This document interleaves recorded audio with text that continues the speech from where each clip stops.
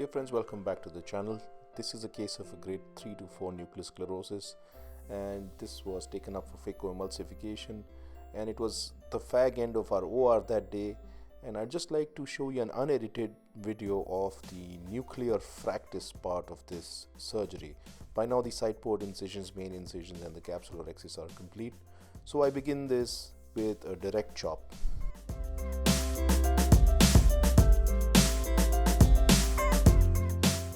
So I lose hold in the first attempt and I rotate the nucleus and try again from 180 degrees away.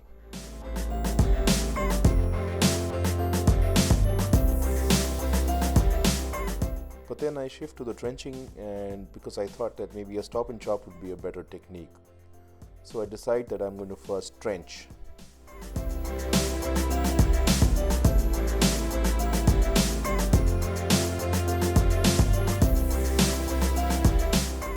As I'm trenching, I've realized that the core of this nucleus is pretty dense and the trenching isn't going as well as I'd like it to go, and maybe I'd have to do a direct chop after all.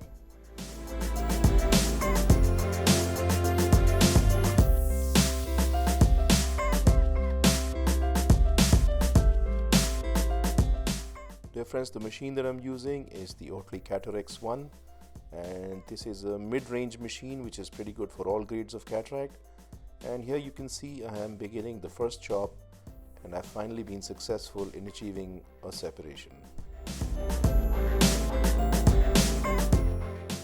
But that was partial, and I have to rotate and try and get a complete nucleus separation as I did just now.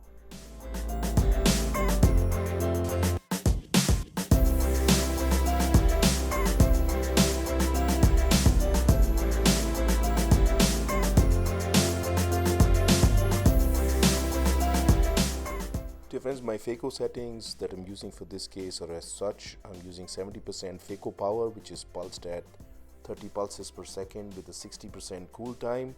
I'm using a vacuum of 450 millimeters of mercury with an aspiration flow rate of 45 cc per minute and a bottle height of 110 centimeters.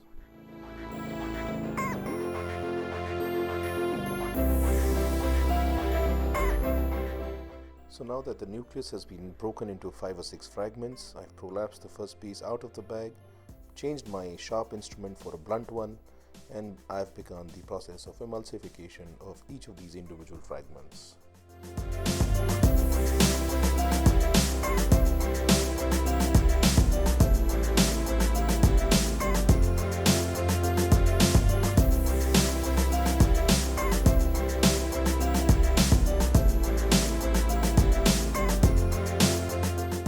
So as demonstrated in this case, we begun the nucleofractus procedure with a direct chop technique. When we could not achieve that, we shifted to a stop and chop, and thereafter shifted back to a direct chop.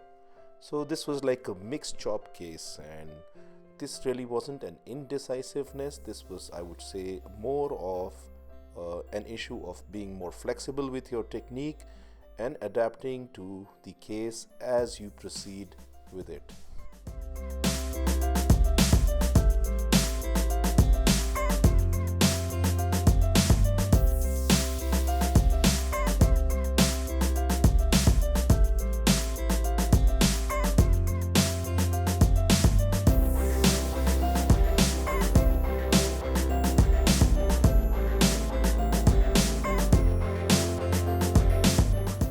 One must notice how rock steady we keep the phaco tip and the phaco handpiece, and we do not have too many wide excursions in the operative field with it, as you know that it has a very fast oscillating tip and it can cause injury to the other ocular structures.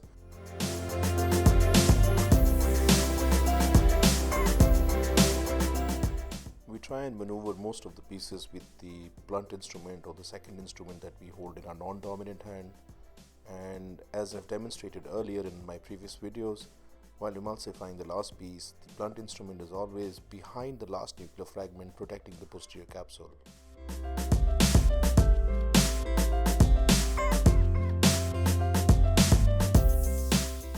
So this was not the cleanest phacoemulsification surgery, but effective nonetheless.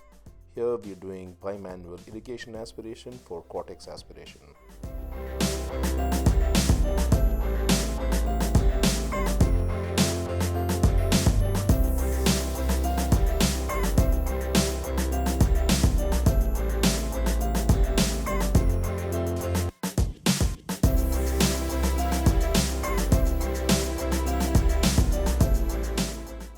Dear friends, this is an unedited part of the video. You'll notice that we've never removed the irrigation handpiece or the irrigation cannula from the anterior chamber, and we've managed to aspirate the entire cortical matter as we're just saying.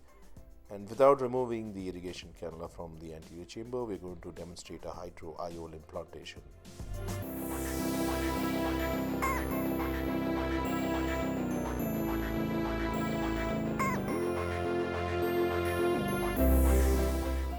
What just happened was that the cartridge of this injection system snapped while I was inserting and pushing the IOL forwards, but thankfully the posterior capsule was intact and the iris was not hit with that jerky motion, and no hyphema or any other such complication occurred, so we were able to nudge the IOL into the bag.